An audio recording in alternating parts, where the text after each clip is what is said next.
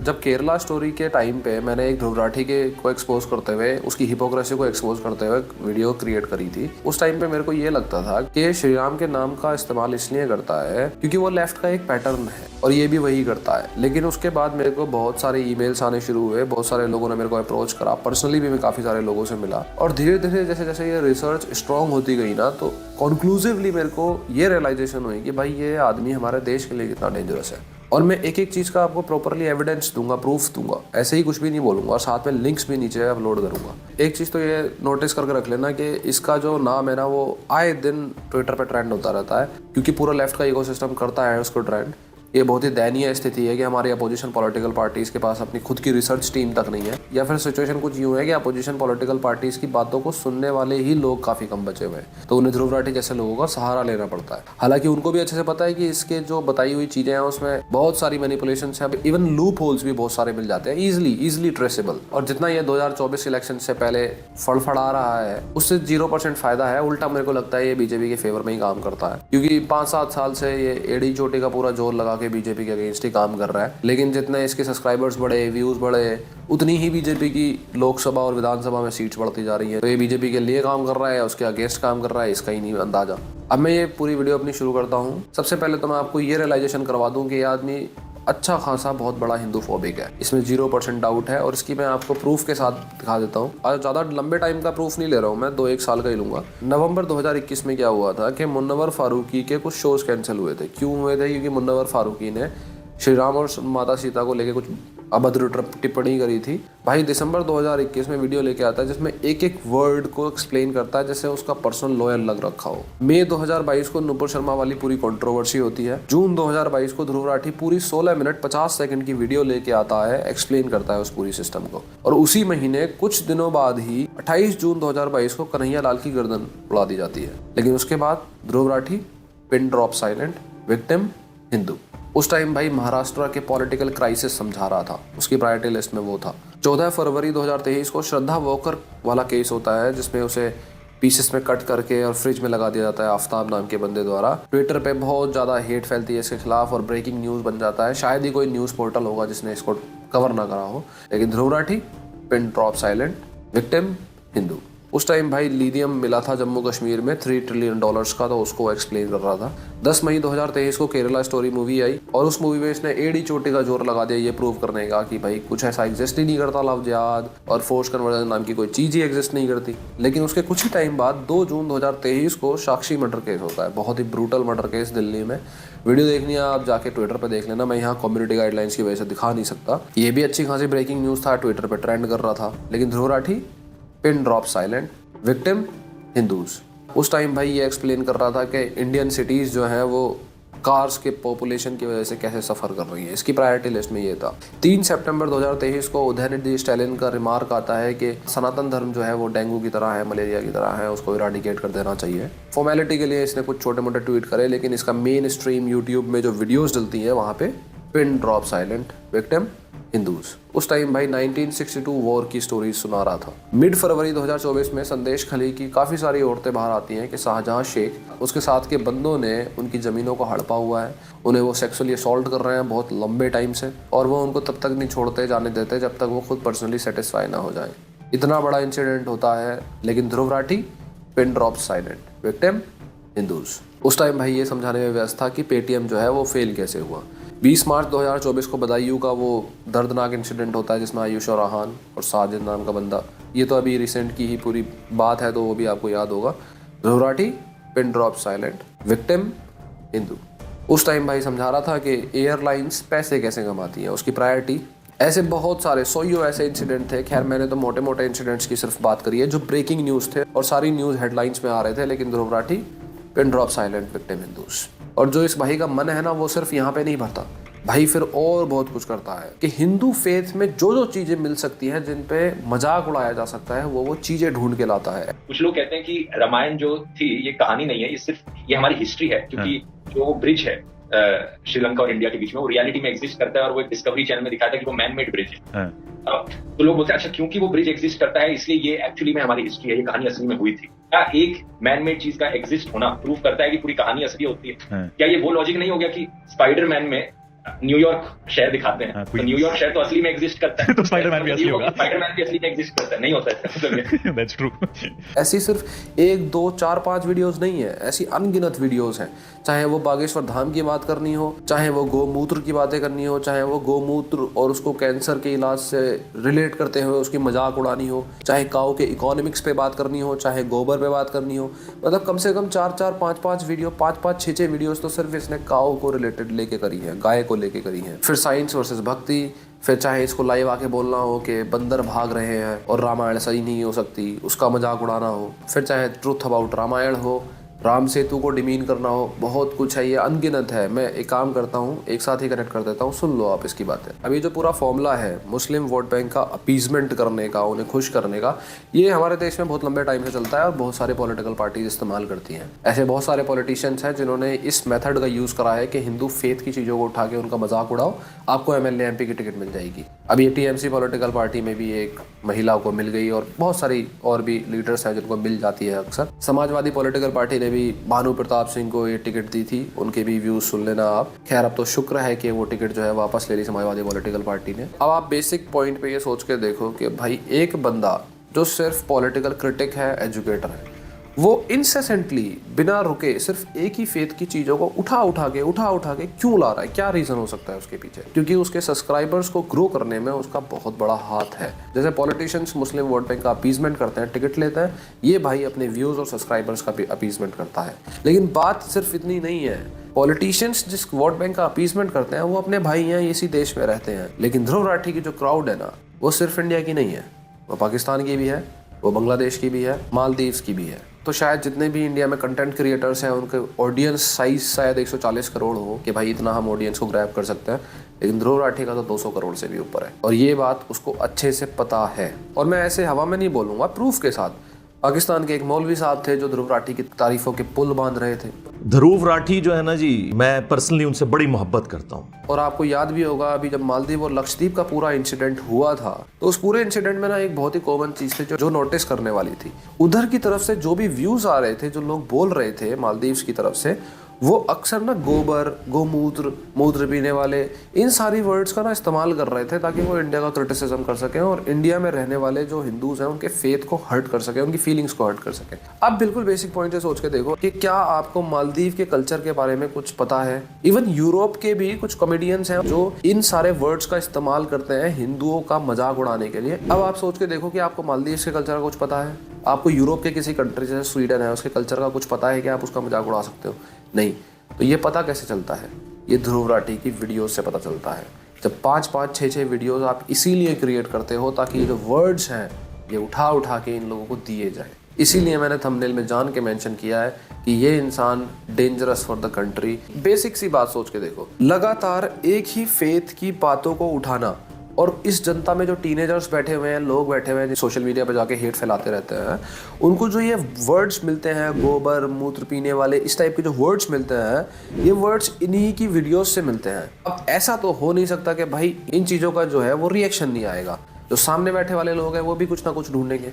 फिर बहुत सारे वर्ड्स का जन्म होता है, कोई नमाजी बोल देता है, इसमें बहुत सारे लोगों को घसीटा जाता है। फिर लस्सी जैसे वर्ड्स का भी इस्तेमाल करना शुरू कर दिया जाता है। तो अगली बार जब आप देखो ना कि सोशल मीडिया पे हेट इतनी बढ़ कैसे रही है, तो इन जैसे लोगों की शक्ल जरूर याद रखना। अभी तो बहुत कुछ है, आप आराम से सुनते जाओ। मेरे मुस्लिम भाई, इन जैसे लोगों ने बहुत ईजिली अपीज कर लेते हैं जिनको, मेरे मुस्लिम भाइयों को भी मैं बहुत कुछ दिखाना चाहता हूँ। बात क्या है कि इसको जो ये फॉर्मूला है ना, वो अभी पता चला है, इसको स्टार्टिंग में नहीं पता था। कई साल पहले इसकी कुछ पोस्ट है जिसमें ये सिर्फ हिंदू के फेथ को हर्ट नहीं कर रहा था, ये मुस्लिम्स के फेथ को भी बहुत ही गंदे तरीके से हर्ट कर रहा था। मैं आपको पोस्ट दिखा देता हूँ, आराम से पढ़ो, मैं वेट करता हूँ।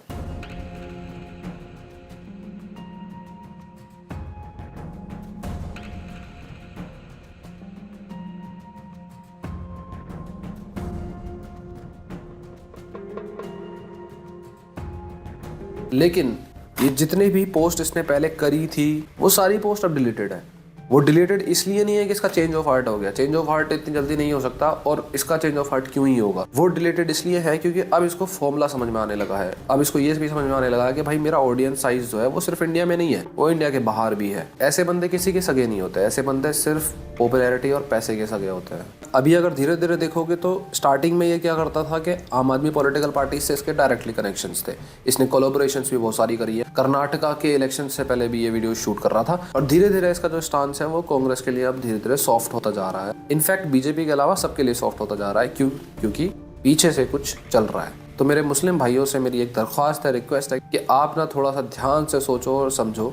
ये आदमी कल को जब बीजेपी पॉलिटिकल पार्टी पावर में आ जाएगी और इसको अगर बीजेपी ने ऑफर भेज दिया ना, तो बहुत चौंकने वाली बात नहीं होगी अगर ये पलट जाए उस दिन भी। तो अब मुस्लिम वोट बैंक का जो अपीसमेंट हुआ है ना, उस चीज से जितना हर्ट हमारा देश हुआ है, हमारे कम्युनल हार्मनी में जितनी प्रॉब्लम्स क्रिएट हुई हैं और डेवलपमेंट तो आप भूल ही जाओ, उतनी किसी और चीज से शायद ही हुई होंगी, स्पेशली नॉर्थ इंडिया में। जिन लोगों को मुस्लिम वोट बैंक के अपीसमेंट का प्रॉपर एक्सप्लेनेशन समझ नहीं आई, मैं आपको समझा देता हूँ। आप सपोज करो कि किसी पर्टिकुलर जगह पे कोई एमएलए है और वो मुस्लिम वोट बैंक के अपीसमेंट को करके और उनके वोट्स को लेके उसने इलेक्शंस को जीता है। अब हर रिलीजन में कुछ 5% लोग ऐसे होते हैं जिनको रेडिकलाइज करना, जिनके मन में एग्रेशन, वायलेंस बहुत ज्यादा गंदे तरीके से होता है, और ये 5% अपना काम करना शुरू कर देंगे क्योंकि भाई इन्होंने वोट दिया है, और सामने जो विधायक या एमएलए इलेक्टेड है वो कुछ करेगा नहीं, वो अरेस्ट भी नहीं करने होने देगा उन लोगों को। 5 साल तक ये सारा कुछ चलता रहेगा और फिर बीजेपी पॉलिटिकल पार्टी पावर में आएगी, फिर वो कुछ स्ट्रिक्ट और हार्श पॉलिसीज या रूल्स रेगुलेशंस बनाएगी, पुलिस को पावर देगी। अब ये जो साइकिल है ये कभी खत्म नहीं होगी।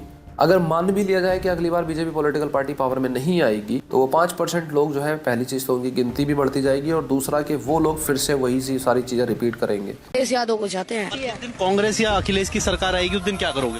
बस अपनी अपनी, वो तो बाद में पता लगेगा।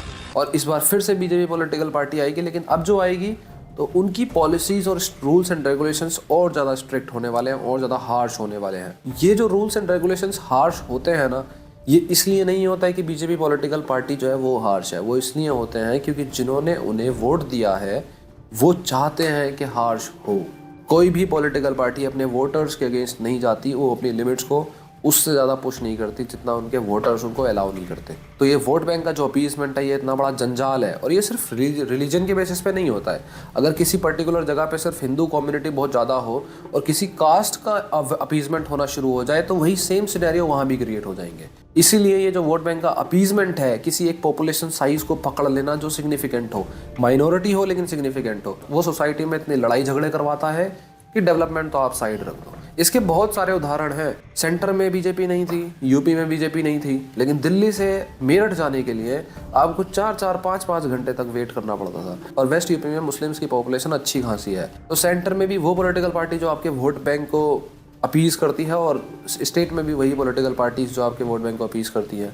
लेकिन आपका जो रास्ता है वो 4-4, 5-5 घंटे का, लेकिन फिर जब गवर्नमेंट्स चेंज होती हैं तो वही रास्ता सिर्फ 40-50 मिनट का हो जाता है। इस अपीजमेंट से वोट के अलावा किसी को कुछ नहीं मिला। हाँ, ऐसा हो सकता है कि भाई आपकी कहीं गाड़ी फंस जाए, पुलिस वाला गाड़ी रोक ले, तो आपकी गाड़ी छुड़वा दी जाएगी। एक और रीजन है जिसकी वजह से जो मुस्लिम वोट बैंक का अपीजमेंट होता है ना, वो बहुत ही ज्यादा सीरियस इशू है और डेंजरस इशू है। ये जो इशू डेंजरस है, इसका पॉलिटिशियंस तो फायदा उठाते हैं, लेकिन इसका और लार्जर स्केल पे फायदा उठाते हैं ध्रुव राठी जैसे लोग। अब मुस्लिम वोट बैंक का जो अपीसमेंट है वो ज्यादा डेंजरस क्यों है? क्योंकि हर रिलीजन में लेट्स सपोज 5%, 2%, 4% जो भी पॉपुलेशन वो साइज होगा, उसमें अगर आप ग्राउंड रियलिटी पे कंपैरिजन करोगे, तो अगर हिंदूज की पॉपुलेशन है उनको कोई रेडिकलाइज करता है, तो उसका जो रेडिकलाइजेशन का एक्सटेंट है वो कितना है, कितना एक्सट्रीम वो हो सकते हैं कि किसी टाउन में राइट्स हो जाए, किसी सिटी में राइट्स हो जाए। लेकिन जब मुस्लिम पॉपुलेशन के बहुत ही छोटे वर्ग का रेडिकलाइजेशन होता है ना, 2-4% का, तो उसका एक्सटेंट क्या है? ये बात कोई करता नहीं है, लेकिन ये करी जानी चाहिए। उसका एक्सटेंट क्या है?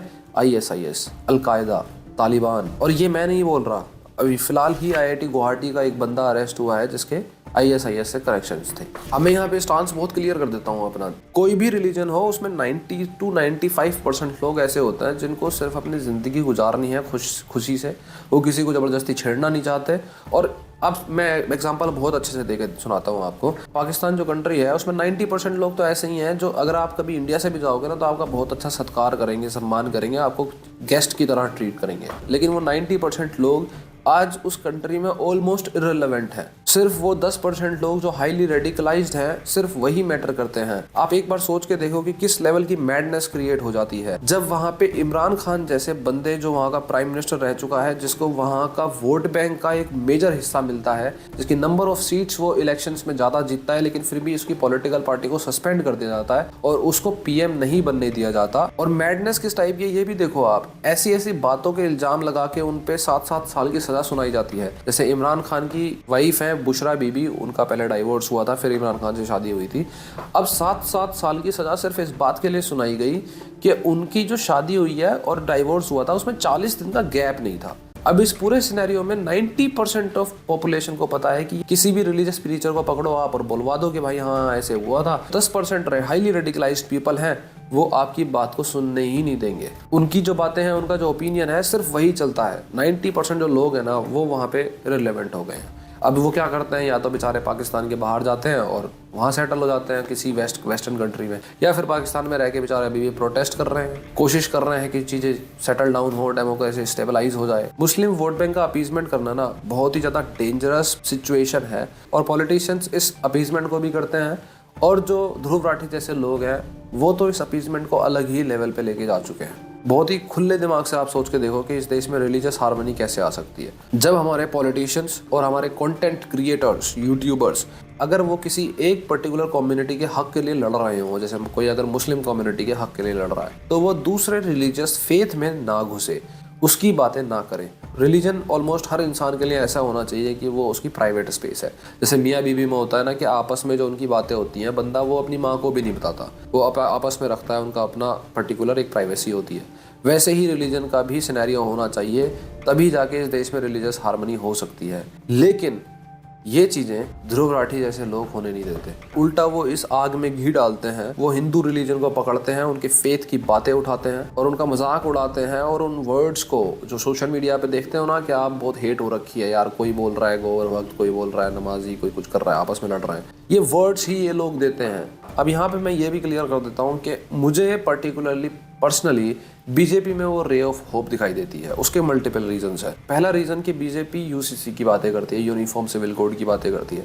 अब यूनिफॉर्म सिविल कोड क्या है कि every single citizen of this country is equal, खत्म बात। उसके आगे ऊपर नीचे बातें उल्टी सीधी करके क्यों फालतू में मैनिपुलेशन करनी है। लेकिन जब ऐसी बातें आती हैं तो वही लेफ्ट का इकोसिस्टम उसका अपोज करता है, जो इक्वालिटी की बातें हो रही थी। दूसरा, हिंदू वोट बैंक, मतलब मेजोरिटी की ना कोई अपीजमेंट नहीं होती। ऊपर से हिंदू कम्युनिटी तो वैसे भी काफी कास्ट में डिवाइडेड है, तो बीजेपी को वो प्रॉब्लम नहीं होती कि भाई इसका अपीजमेंट करना है, उसका अपीजमेंट करना है। जब यूपी में विकास दुबे का एनकाउंटर हुआ था, तो जिस कास्ट से विकास दुबे आता है वो वोट बैंक, अच्छा खासा वोट बैंक है बीजेपी का, लेकिन फिर भी बीजेपी को बहुत ज्यादा इन्फ्लुएंस उस चीज का नहीं हुआ, क्योंकि उन्होंने सिर्फ उन्हीं की ही कास्ट का अपीजमेंट नहीं किया था। और यही रीजन है कि बीजेपी के शासित प्रदेशों में अक्सर ना राइट्स की गिनती बहुत ज्यादा कम हो जाती है। मणिपुर का काफी अलग सीन है, लेकिन बाकी स्टेट्स में राइट्स की गिनती जो है वो काफी कम हो जाती है, क्योंकि अपीजमेंट जब किसी का करा नहीं तो पावर आप पुलिस को दे दो, और पुलिस को पावर हो गई तो पुलिस एक हायरार्की में आती है, गवर्नमेंट में आती है, सस्पेंड हो सकते हैं। तो वहां पे जो राइट्स हैं, जो दंगे हैं, वो होने के चांसेस ही बहुत कम हो जाते हैं। और मुस्लिम वोट बैंक का अपीजमेंट है ना,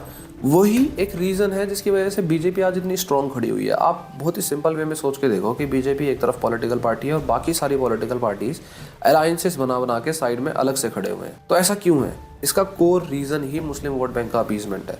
बहुत ही सिंपल वे में समझाऊं तो मान लो एक प्रदेश है ढोलकपुर, अब वहाँ पे माइनॉरिटी की, मुस्लिम्स की एक सिग्निफिकेंट पॉपुलेशन है। वहाँ पे 3 पॉलिटिकल पार्टीज हैं, A B C. A political party जो है वो मुस्लिम वोट बैंक, उनका मेजर वोट बैंक है ही नहीं, तो उसको एक साइड में कर दो। अब बी और सी जो हैं वो उस वोट बैंक के पीछे लगे हुए हैं और उस वोट बैंक को कहीं नहीं जाने देना चाहते, इसीलिए उनको बार बार टाइम के साथ ऐसी बातें करनी पड़ती हैं जो उस वोट बैंक को खुश कर सकें।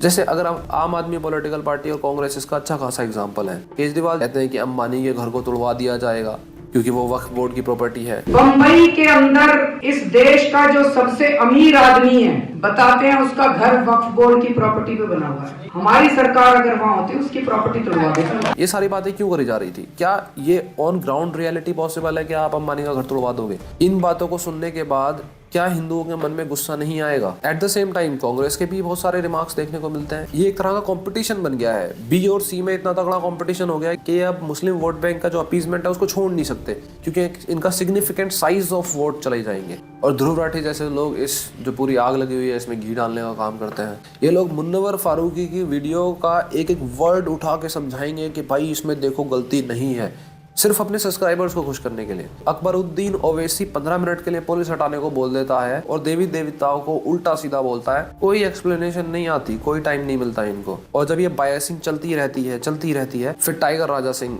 फ्रॉम हैदराबाद वो पॉपुलर होते हैं, उनको पब्लिक का सपोर्ट मिलता है। ये तो मैंने आपको बता दिया कि कैसे ध्रुव राठी जैसे लोग सिर्फ एक फेथ को टारगेट करके अपना पर्सनल फ़ायदा उठाते हैं। और इस देश में जो कम्युनल वायलेंस और प्रॉब्लम्स और सोशल मीडिया हेट का जो रीज़न है ना, उसमें ध्रुव राठी जैसे लोगों का नाम टॉप पे आता है। अब मैं आपको कुछ ऐसी चीज़ें और दिखाऊंगा जिसमें ये ध्रुव राठी जैसे लोगों का ना फेस बहुत गंदे तरीके से रिवील होगा। ये बंदा फ्रीडम ऑफ स्पीच का बहुत बड़ा मसीहा है। दुनिया भर की वीडियोस ये बंदा डिक्टेटरशिप पे बनाता है। इसकी फ्रीडम ऑफ स्पीच देखना चाहते हो आप? कुछ टाइम पहले मैं कोरा पढ़ रहा था, उस टाइम पे मैं कोरा पे मोस्टली पढ़े लिखे लोग ही आते हैं, तो कोरा के आंसर्स में ना ध्रुव राठी को बहुत उल्टा सीधा बोल रखा था लोगों ने। तो मैंने वो ट्वीट करा, उसका एक स्क्रीन रिकॉर्डिंग बना के कि ध्रुव राठी भाई आपके IT सेल ने कोरा पे काम नहीं करा क्या? कोरा का जो यूजर इंटरफेस है वो बहुत ही सिंपल है कि कुछ क्वेश्चंस पूछे जाते हैं और कुछ उनके आंसर्स दिए जाते हैं। ये दोनों ही काम नॉर्मल पब्लिक करती है। अब उन क्वेश्चंस का जहाँ पे ध्रुव राठी को उल्टा सीधा बोला गया था, उनका पता है क्या हुआ? विवेक त्रिवेदी ने एक सिंपल से क्वेश्चन का आंसर दिया, इज ध्रुव राठी रिलायबल और नॉट ऑन कोरा। अब शायद वहाँ पे मास रिपोर्टिंग कराई गई या पीछे से रिसोर्सेज का इस्तेमाल करा गया, पता नहीं क्या यूज करा गया कि वो जो क्वेश्चन था वो डिलीट हो जाता है। उसके बाद विवेक त्रिवेदी जब क्वेश्चन डिलीट हो गया तो आंसर भी डिलीट हो गया ऑलमोस्ट, तो वो आंसर उठा के कहीं और पोस्ट करते हैं किसी और क्वेश्चन पे। कुछ टाइम बाद वो आंसर भी डिलीट हो जाता है। यहाँ तक विवेक त्रिवेदी को समझ नहीं आ रहा होता कि ये क्यों हो रहा है, और वो अपने आंसर्स को नॉर्मली लिखते रहते हैं और थोड़े से जेंटल मैनर में। कुछ टाइम बाद विवेक त्रिवेदी के अकाउंट को ही बैन कर दिया जाता है कोरा द्वारा। और आप देखो कि क्वेश्चन क्या है, इज ध्रुव राठी रिलायबल और नॉट। ये आपका फ्रीडम ऑफ स्पीच का मसीहा है। हजारों लोगों को इसने ट्विटर, इंस्टाग्राम, फेसबुक, हजारों लोगों को इसने ब्लॉक करा हुआ है। बातें करता है डिक्टेटर से फ्रीडम ऑफ स्पीच की। और ये इंसान बैक एंड पे मास रिपोर्टिंग से लेके व्हाट्सएप ग्रुप से लेके टेलीग्राम ग्रुप्स तक सब कुछ इस्तेमाल करता है। ये आदमी अपने आप को हिंदू एथीस्ट लिखता है विकिपीडिया पे। ये क्यों करता है? क्योंकि इसको एक बहाना चाहिए सिर्फ हिंदू रिलीजन और हिंदू फेथ को हर्ट करने का। अब हिंदू एथीस्ट क्या होता है? ये होता है निरीश्वरवाद। इस वर्ड का एक्चुअल में जन्म ही ऐसे हुआ था कि जो लोग किसी भी गॉड के एग्जिस्टेंस पे वो भरोसा नहीं करते, लेकिन वो वेदों के ज्ञान पे भरोसा करते हैं। अब ये भाई श्री राम के एग्जिस्टेंस पे तो क्वेश्चन करता ही है, ये आदमी कहाँ वेदों के ज्ञान का रेस्पेक्ट करता है? गाय को लेके जो इसने 5 वीडियोस बनाई हैं, उनकी जो बातें हैं वो सारी आयुर्वेदा में ही तो हैं। हिंदूज और मुस्लिम्स को तो इसने जितना हर्ट करना था, जितना धोखा देना था, वो देता रहा है टाइम के साथ। लेकिन बात आती है फिर नेशनलिज्म पे। जब नेशनलिज्म आता है तो भाई के थॉट्स देखो आप। भाई कहते हैं nationalism is a infantile disease. राष्ट्रवाद एक शिशु रोग है, ये भाई की सोच है। और नीचे एल्बर्ट आइंस्टाइन का नाम टैग कर देते हैं। एल्बर्ट आइंस्टाइन यूरोप में पैदा हुए थे। यूरोप में ये जो पोर्तुगीज हैं, फ्रेंच हैं, इंग्लिश पीपल हैं, इन्होंने पूरी दुनिया को टेरिटरीज में डिवाइड कर रखा था। USA, इंडिया, सब पे तो इन्होंने राज करा है। और जब ये आज़ाद होने लग गए देश, टाइम के साथ धीरे धीरे आज़ाद हुए, फिर इन्हीं यूरोपियन कंट्रीज ने, इतने छोटे छोटे कंट्रीज हैं, टेरिटरीज इनकी इतनी छोटी छोटी टेरिटरीज हैं। आप ये लगा लो सिंपली कि आपको अगर यूपी से मध्य प्रदेश जाना हो तो यूरोप के हिसाब से आप कंट्रीज टप चुके हो। अब यूरोप में इतनी छोटी छोटी कंट्रीज, और जब इनका और देशों पे जो राज है वो खत्म हो गया तो ये आपस में ही लड़ पड़े। इतना लड़े कि इन्होंने दुनिया में वर्ल्ड वॉर करा दिया। World War I, World War II, दोनों की ही जो उत्पत्ति है वो यूरोप से हुई है। तो ऐसी सिचुएशन में जो टेरिटरीज हैं उनके लिए सवाल उठाना एल्बर्ट आइंस्टाइन का वाजिब टर्म था वहाँ पे। हमारे देश में हम तो अपनी बाउंड्रीज को प्रोटेक्ट करते हैं। हमने आज तक इंडिया ने किसी पे अटैक नहीं करा। हमारे यहाँ नेशनलिज्म को कुछ भी बोलने का मतलब है कि हम अपने एक एक सोल्जर जिन्होंने अपने टेरिटरीज को प्रोटेक्ट करने के लिए अपनी जानों का बलिदान दिया है, उनका मजाक ये लोग जर्मनी में बैठ के यहाँ के इंडिया के गरीब लोगों का यूट्यूब पे वीडियो देख के रेवेन्यू जनरेट होता है, उस रेवेन्यू से ये पैसे कमाते हैं और वहाँ 2-2 हज़ार रुपए के टमाटर खरीदते होंगे और ट्वीट करते हैं किसके बारे में? नेशनलिज्म के बारे में। नेशनलिज्म क्या? हमारे जो सोल्जर्स हैं, जो मिलिट्री है, उनके सेक्रीफाइसेस का इनडायरेक्टली मजाक उड़ाते हुए, क्योंकि इनके हिसाब से नेशनलिज्म तो एक बीमारी है। ये तो नेशनलिज्म हो गया। पैट्रियोटिज्म के बारे में भाई का क्या सोचना? Patriotism is the last refuge of a scoundrel.